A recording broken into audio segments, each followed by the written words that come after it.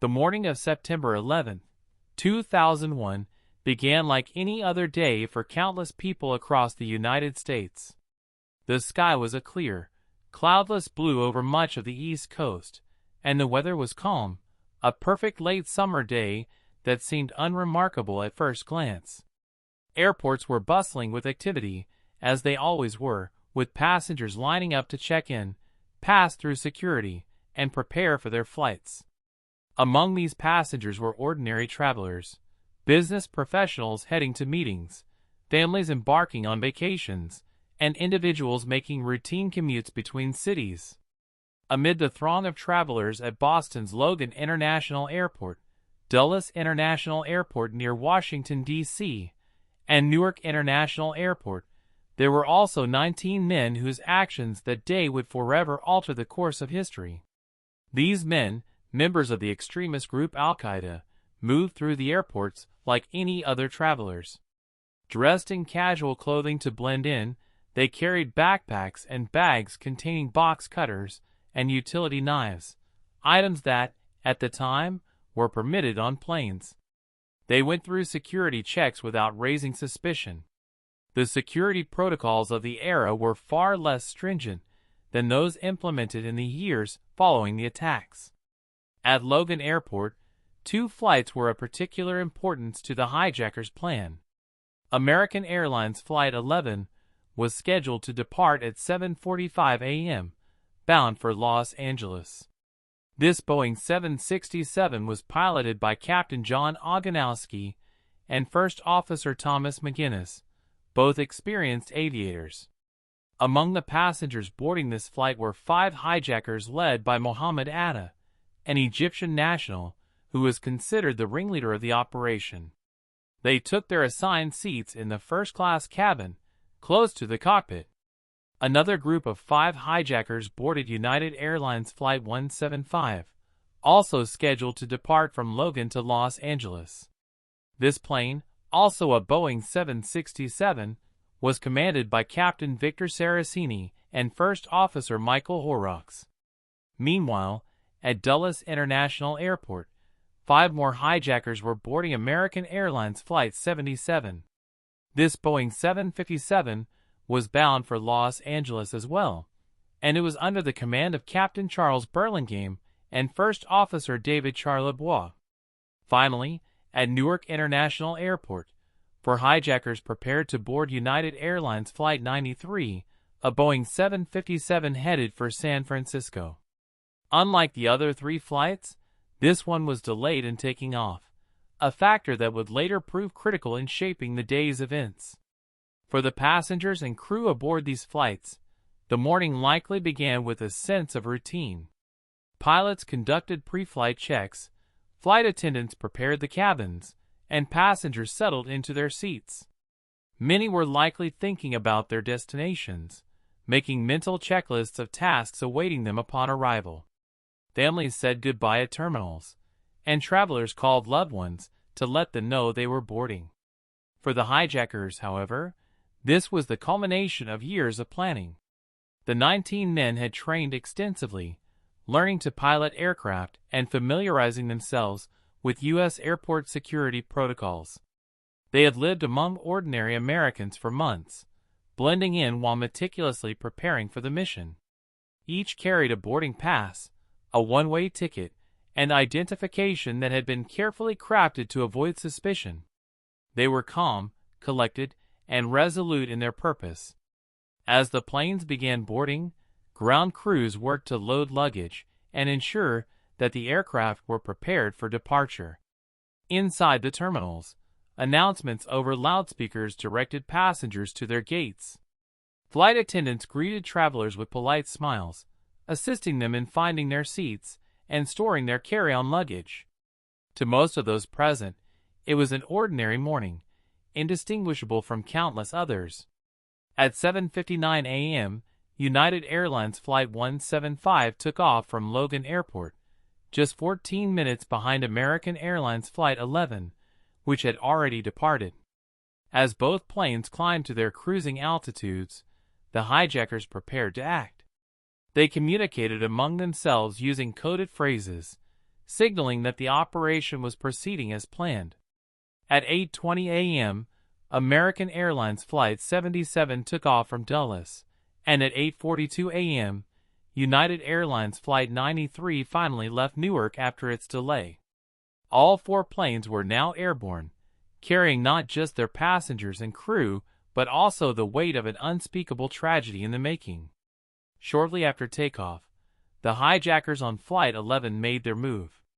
Using their box cutters, they overpowered flight attendants and stormed the cockpit, forcing their way in and taking control of the aircraft.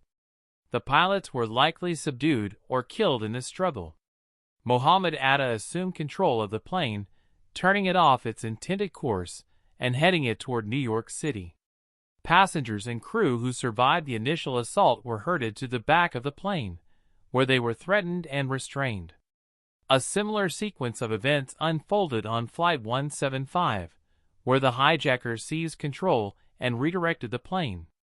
Passengers on both flights were able to make calls to loved ones using onboard air phones, describing the terrifying situation and providing details about the hijackers. These calls would later prove crucial in piecing together the events of that morning. As the first reports of an airplane in distress began to reach air traffic controllers, confusion reigned. Controllers were unsure whether they were dealing with isolated incidents or a coordinated attack. The sudden loss of communication with the cockpits of the hijacked planes added to the uncertainty. Efforts to reestablish contact were met with silence or cryptic responses from the hijackers, who made announcements intended for passengers that were accidentally transmitted to air traffic control. At this point, the morning that had begun so unremarkably had already transformed into one of terror and confusion for those aboard the four planes. For the rest of the world, however, it was still a day like any other. Commuters were heading to work, children were going to school, and millions of Americans were completely unaware of the events that were about to unfold.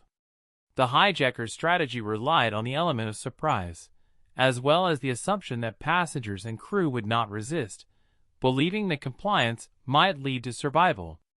This assumption was based on the precedent set by previous airplane hijackings, which typically involved demands for ransom or political concessions rather than suicidal attacks. The hijackers' actions that morning would shatter this paradigm, introducing a new and horrifying form of terrorism. As the minutes ticked by, the planes, now under the control of the hijackers, approached their respective targets. The hijackers maintained a chilling calm, fully committed to their mission. For the passengers and crew, trapped in the back of the planes with limited information, fear and uncertainty gripped their hearts. Calls to loved ones provided fleeting moments of connection and hope, even as the true extent of the crisis began to dawn on those on the ground. The first signs of the unfolding disaster reached air traffic controllers and military officials, who struggled to comprehend the situation and formulate a response. Communication between various agencies was hampered by the unprecedented nature of the attacks and the lack of a coordinated plan for dealing with such an event. Despite their best efforts, those on the ground were unable to intervene in time to prevent what was about to happen. This was the prologue to a day that would forever be etched in the collective memory of the nation and the world. For planes, ordinary in every way on the surface, had become the instruments of a tragedy that would claim thousands of lives, reshape global politics, and redefine the nature of security and freedom in the modern age. As the planes hurtled toward their targets, the world remained blissfully unaware, suspended in the final moments of normalcy before the unthinkable occurred. The events that unfolded after the hijackings were set in motion were swift, calculated, and devastating, marking the beginning of a tragedy that would resonate across the world. At 8:46 a.m., American Airlines Flight 11, commandeered by the hijackers under Mohammed Atta's control, descended toward Manhattan. The North Tower of the World Trade Center, an iconic symbol of global commerce and New York City's skyline, loomed ahead. The hijackers made no attempt to disguise their intentions as the plane accelerated toward its target. The Boeing 767, carrying 92 people, slammed into the North Tower between the 93rd and 99th floors. The impact was catastrophic. The collision created an immediate and overwhelming explosion. Jet fuel ignited upon impact, sending flames and smoke billowing from the upper floors of the tower. Those inside the building, above and near the impact zone, were met with chaos and destruction. Floors collapsed, stairwells were blocked, and corridors filled with smoke, leaving many trapped with no viable means of escape. Some clung to hope that rescue teams could reach them, while others made desperate calls to loved ones, describing the horror unfolding around them. On the streets below, the crash shattered the morning calm. Pedestrians and commuters paused, staring up at the tower engulfed in flames and smoke. Many thought it was a tragic accident, a plane gone off course, or a mechanical failure leading to a fatal crash. Emergency services responded swiftly, with firefighters, police officers, and paramedics rushing toward the scene. Their mission was clear: to evacuate as many people as possible from the towering inferno. They entered the building with little knowledge of the scope of the disaster awaiting them. Even as the North Tower burned, the hijackers aboard United Airlines Flight 175 were preparing to execute the second phase of their coordinated assault. At 9:03 a.m., just 17 minutes after the first impact, Flight 175 approached the South Tower of the World Trade Center. This time, onlookers had their eyes turned skyward, witnessing the horrifying moment as the plane, traveling at immense speed, struck the South Tower between the 77th and 85th floors. The explosion was equally devastating, engulfing the building in flames and sending debris raining down onto the streets below. The realization that this was not an accident began to sink in. New York City, and indeed the nation, was under attack. News cameras captured the second impact live, broadcasting the unthinkable to millions of viewers who had tuned in to follow the breaking story of the first crash. Anchors, reporters, and witnesses struggled to find words to describe what they were seeing. The images were surreal. Two towering skyscrapers, symbols of American prosperity, ablaze against a backdrop of clear blue skies. Inside the South Tower, chaos erupted as employees and visitors scrambled to escape. Those below the impact zone had a chance to evacuate, descending crowded, smoke-filled stairwells. Many were guided by the heroic efforts of first responders who climbed upward, determined to save as many lives as possible. For those above the impact zone, the situation was dire. Like their counterparts in the North Tower, they faced the grim reality of being trapped with no clear route to safety. Desperation drove some to unimaginable choices, as individuals were seen leaping from windows to escape the intense heat and flames. Emergency response teams on the ground were confronted with a scene of unprecedented devastation. Fires raged in both towers, debris littered the surrounding streets, and panicked crowds fled the area. The scale of the disaster stretched resources to their limits. Firefighters entered the buildings knowing the risks but driven by a sense of duty. Police officers established perimeters to keep civilians safe while directing traffic to facilitate the arrival of additional responders. Medical personnel set up triage stations to treat the injured, though the overwhelming majority of casualties were those trapped within the towers. In the air traffic controllers and military personnel scrambled to understand the scope of the crisis. Reports of hijackings and missing planes created confusion and uncertainty. Communication between agencies was disjointed, as the nation lacked a coordinated protocol for responding to such an unprecedented attack. Fighters' jets were scrambled, but their deployment was hindered by the rapid succession of events and the lack of real-time information about the locations and intentions of the remaining hijacked planes. As the attacks on the World Trade Center unfolded, American Airlines Flight 77 was making its way toward Washington, D.C. At 9:37 a.m., This third hijacked plane crashed into the western side of the Pentagon, the headquarters of the United States Department of Defense. The Boeing 757, carrying 64 people, struck the building with devastating force, creating a massive fireball and causing a section of the structure to collapse. The impact killed 125 people inside the Pentagon in addition to everyone aboard the plane. The attack on the Pentagon confirmed that the scope of the assault was not limited to New York City. It was a coordinated strike against multiple symbols of American power. In the nation's capital, government officials were evacuated, and security measures were heightened to their maximum levels. The White House, Capitol, and other key buildings were placed on lockdown as fears mounted that more attacks could be imminent. Back in New York, the situation in the Twin Towers continued to deteriorate. The fires, fueled by jet fuel and ignited by the crashes, raged uncontrollably. Structural engineers watching from afar began to speculate on the building's integrity.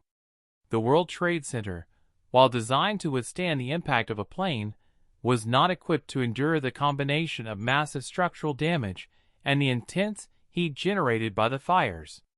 Steel beams, weakened by the flames, began to warp and buckle under the immense weight of the towers above. At 9:59 a.m., just under an hour after being struck, the South Tower collapsed. The sight was unimaginable. The once mighty skyscraper crumbled into a massive cloud of dust and debris, sending a shockwave through lower Manhattan. People on the streets screamed and ran for cover, desperate to escape the cascading wreckage. Emergency responders in and around the building were caught in the collapse, their selfless efforts tragically cut short. A plume of smoke and ash blanketed the area, reducing visibility to near zero and creating a surreal, apocalyptic landscape. The collapse of the South Tower marked a turning point in the day's events. It became evident that the North Tower, still burning and heavily damaged, was at risk of suffering the same fate. Rescue operations continued, but the danger to first responders and survivors increased with every passing moment. Firefighters communicated with one another over radios, urging caution while striving to save as many lives as possible. At 10:28 a.m., the North Tower succumbed to the same fate. Its collapse mirrored that of the South Tower, sending another massive cloud of debris cascading through the streets. The destruction was total, leaving behind a gaping void where the Twin Towers had once stood. The iconic New York City skyline, forever changed, now bore the scars of an unthinkable attack. As the towers fell, the remaining hijacked plane, United Airlines Flight 93, was still airborne. Aboard this flight, the passengers had learned of the attacks on the World Trade Center and the Pentagon through phone calls with loved ones. Realizing the hijackers' intentions, they made a collective decision to fight back. Their bravery and determination led to a struggle in the cockpit, ultimately causing the plane to crash into a field in Shanksville, Pennsylvania, at 10:03 a.m. While all 44 people aboard the plane perished, their actions likely prevented an attack on the U.S. Capitol or the White House, averting even greater tragedy. The events of that morning left an indelible mark on the nation and the world. In just a matter of hours, nearly 3,000 lives were lost, and countless others were irrevocably changed. The physical destruction of the World Trade Center and the damage to the Pentagon were matched only by the emotional and psychological toll inflicted on the survivors, first responders, and witnesses. The nation was plunged into grief, grappling with the enormity of the loss and the profound vulnerability the attacks had revealed. For those who lived through the horror, whether in the towers, on the streets of New York, or in the Pentagon, the memories of that day would remain vivid and haunting. The courage and sacrifice of first responders became a symbol of resilience, even as the enormity of the tragedy underscored the fragility of life and the need for unity in the face of adversity. The third stage of the September 11th attacks focused on two critical events: the strike on the Pentagon and the extraordinary resistance by passengers aboard United Airlines Flight 93. These episodes unfolded in parallel with the chaos in New York City, underscoring the scale and complexity of the coordinated assault.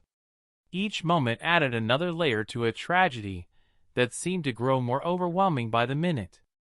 After the attacks on the World Trade Center, much of the nation's attention was fixated on Manhattan.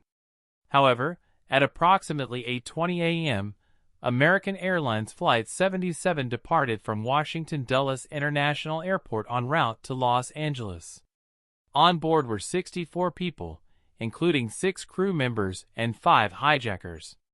The hijackers, following the same methods used on the other flights, waited until the plane reached cruising altitude before taking control of the cockpit. They used box cutters and other small weapons to subdue the flight attendants and passengers, forcing them to the rear of the plane. The hijackers redirected the plane, turning it toward Washington, D.C., with a clear target in mind: the Pentagon. The Pentagon, as the headquarters of the United States Department of Defense, was a powerful symbol of the nation's military strength and global influence. The choice of this target reflected al-Qaeda's strategy of striking not only at civilians, but also at the heart of American power and security. As Flight 77 veered off course, air traffic controllers noticed the deviation and attempted to make contact with the cockpit. Like the other hijacked planes, there was no response. By the time the Federal Aviation Administration, FAA, realized that the plane had been hijacked, it was too late to intervene. Fighter jets were scrambled from nearby military bases, but the hijackers had timed their actions with precision, leaving no opportunity for interception. At 9:37 a.m., Flight 77 crashed into the western side of the Pentagon. The Boeing 757, traveling at high speed, tore through the building's outer rings, creating a massive explosion and igniting a devastating fire. The impact caused a section of the Pentagon to collapse, killing 125 people inside the building in addition to all those aboard the plane. The scene was one of utter devastation, with thick black smoke billowing from the structure and flames engulfing the impact zone. Emergency personnel rushed to the site, working tirelessly to contain the fire and search for survivors. Inside the Pentagon, the attack left a trail of destruction and chaos. Those in the immediate vicinity of the crash were killed instantly, while others suffered severe injuries from burns, smoke inhalation, and falling debris. Employees who survived the initial impact scrambled to evacuate, helping colleagues and navigating through smoke-filled corridors. Despite the chaos, acts of heroism emerged as individuals risked their lives to save others, carrying the injured to safety and assisting emergency responders. The attack on the Pentagon underscored the scope of the 9/11 attacks. It was no longer just New York City under siege. The nation's capital was now directly affected. Government officials were evacuated from key buildings, including the White House and the Capitol, as fears of additional attacks grew. Security measures were heightened to unprecedented levels, and the military began mobilizing to defend against further threats. While the Pentagon burned, another hijacked plane was still in the air. United Airlines Flight 93, a Boeing 757 with 44 people on board, had taken off from Newark International Airport at 8:42 a.m., bound for San Francisco. Like the other flights, it was seized by hijackers shortly after takeoff.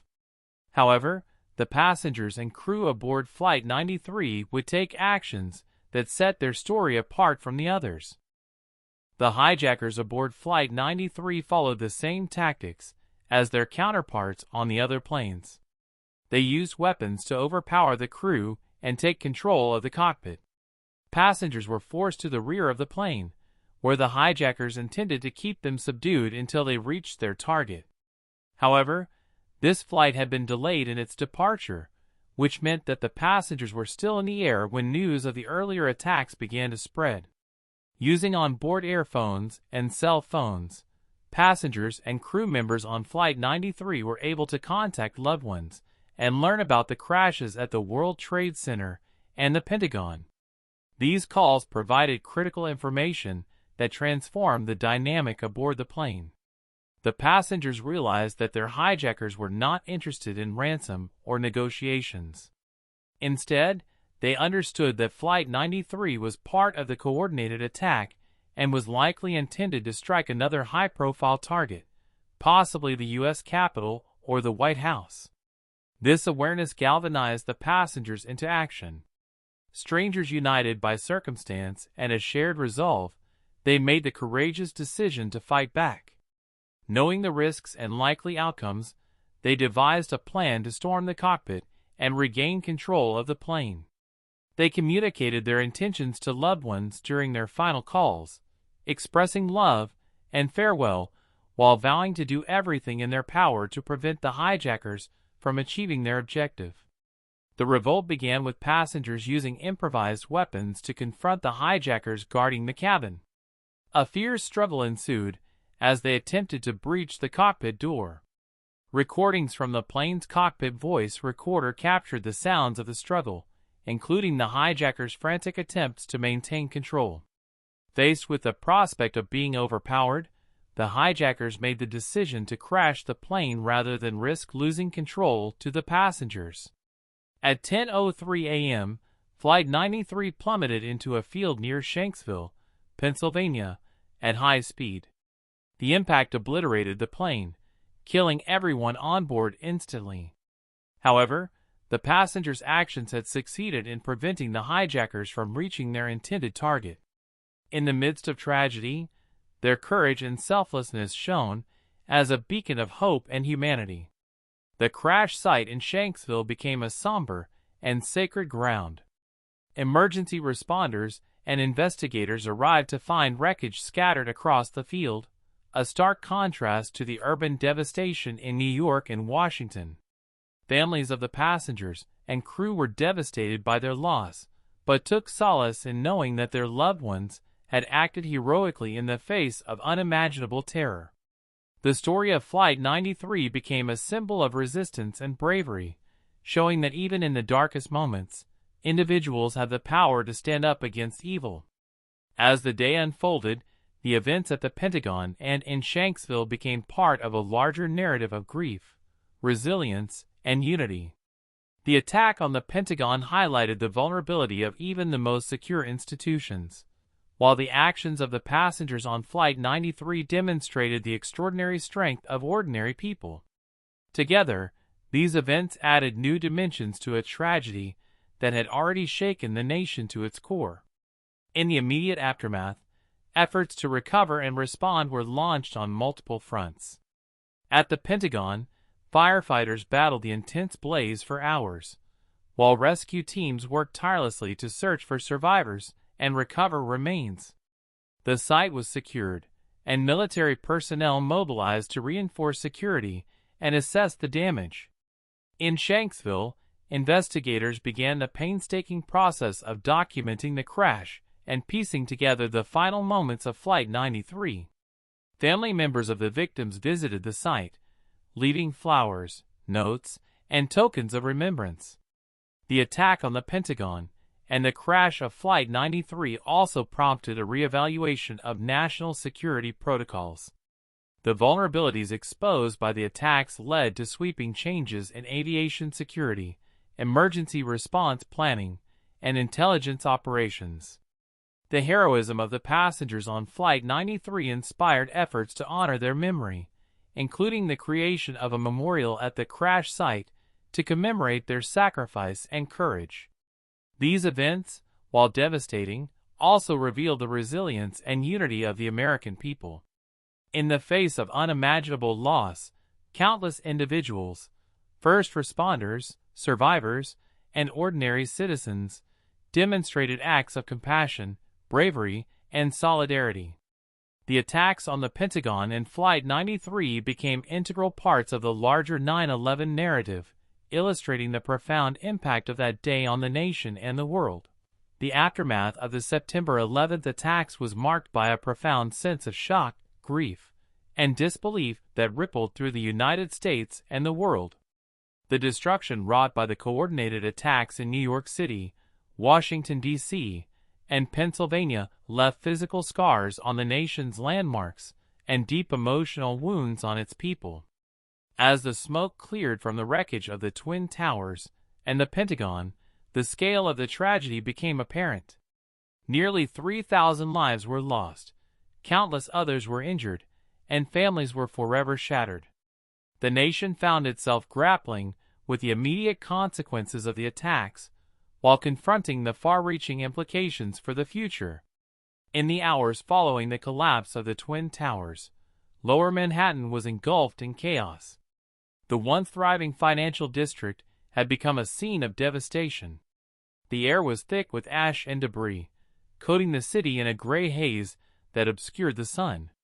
First responders, many of whom had been at the forefront of the rescue effort when the towers fell, now found themselves searching through the rubble for survivors. The initial hope of finding people alive beneath the massive heaps of concrete and twisted steel drove firefighters, police officers, and volunteers to work tirelessly.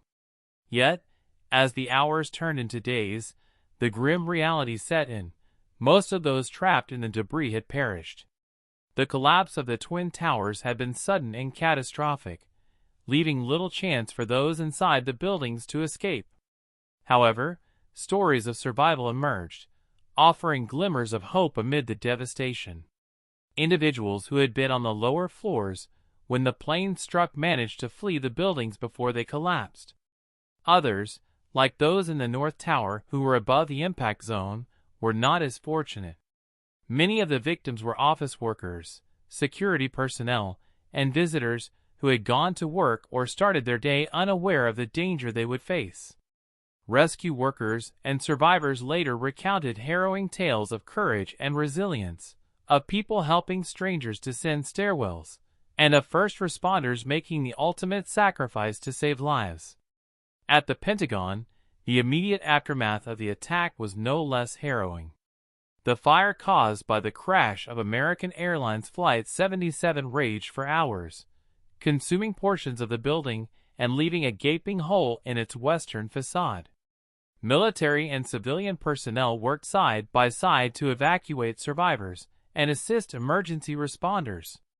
The attack had claimed 125 lives within the Pentagon and 59 more aboard the plane, leaving families and colleagues to mourn their loss. The resilience of the Pentagon staff was evident as they worked to restore operations even as the building still smoldered.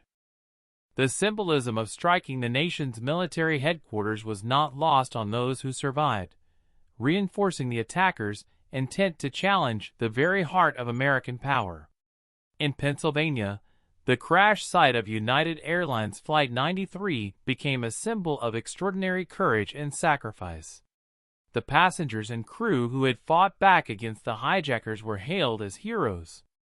Their actions likely prevented another catastrophic attack, possibly on the U.S. Capitol or the White House. The rural field near Shanksville, where the plane had come down, became a solemn place of reflection and mourning. Family members of the victims visited the site, leaving flowers and mementos as a testament to the bravery of their loved ones.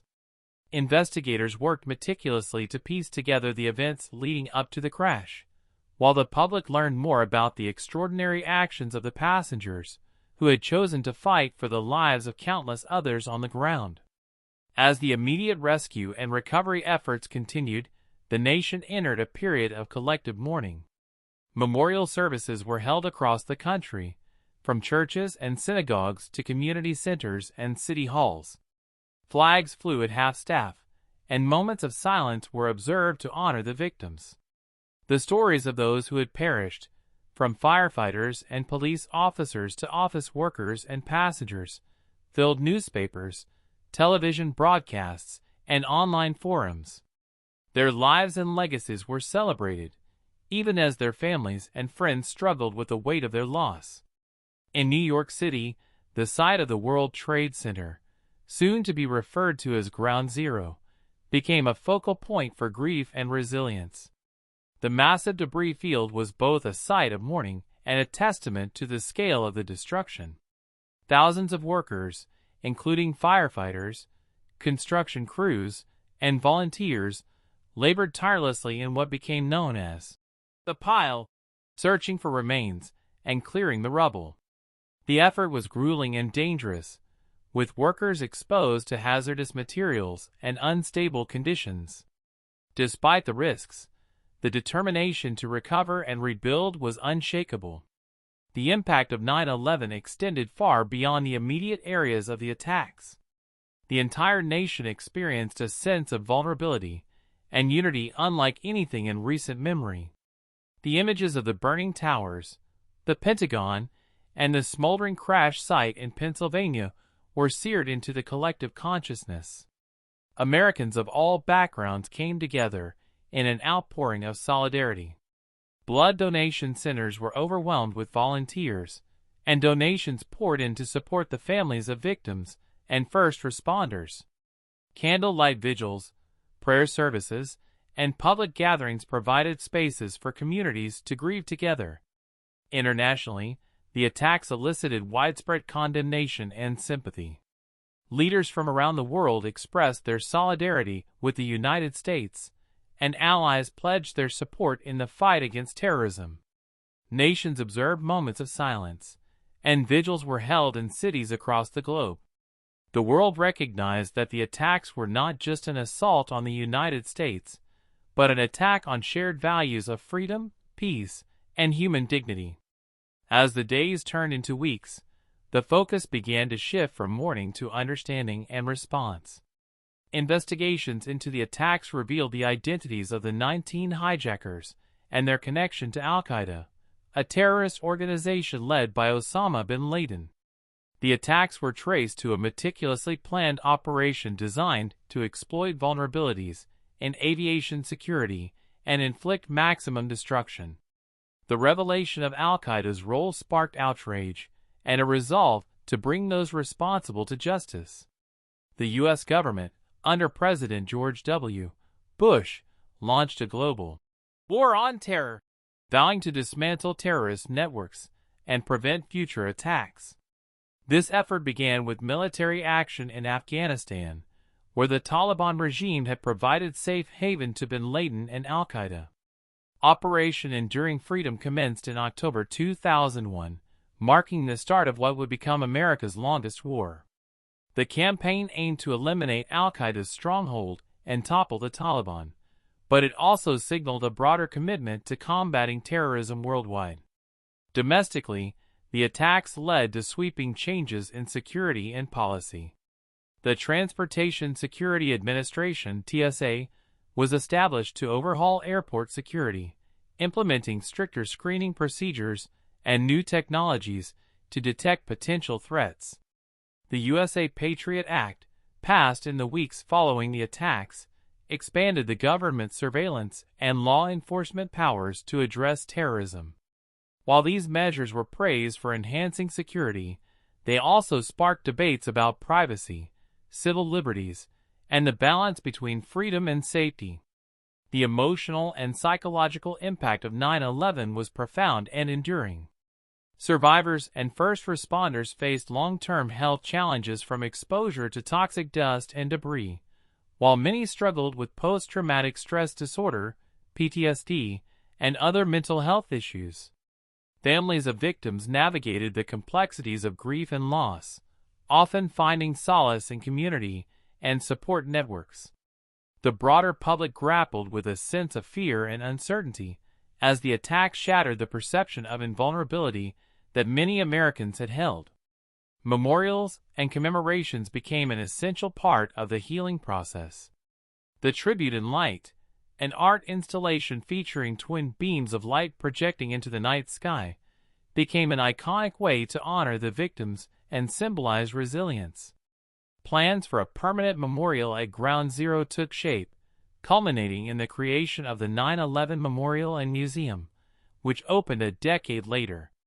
The names of the nearly 3,000 victims were inscribed in bronze around reflecting pools set within the footprints of the Twin Towers, providing a place for reflection and remembrance. The legacy of 9/11 also influenced global politics, shaping U.S. foreign policy and military strategy for years to come. The War on Terror expanded to include conflicts in Iraq and other regions, driven by a commitment to prevent terrorism, but also mired in controversy and unintended consequences. The attacks also spurred a reevaluation of international cooperation, intelligence sharing, and the balance of power in a rapidly changing world. 2 decades later, the impact of 9/11 remains deeply felt. The day's events are remembered not only as a moment of profound tragedy, but also as a testament to the strength, courage, and resilience of those who lived through it. The heroism of first responders, the bravery of the passengers on Flight 93, and the unity of a nation in the face of adversity continue to inspire. The legacy of 9/11 is a complex and multifaceted one, encompassing both the loss and the lessons of that fateful day.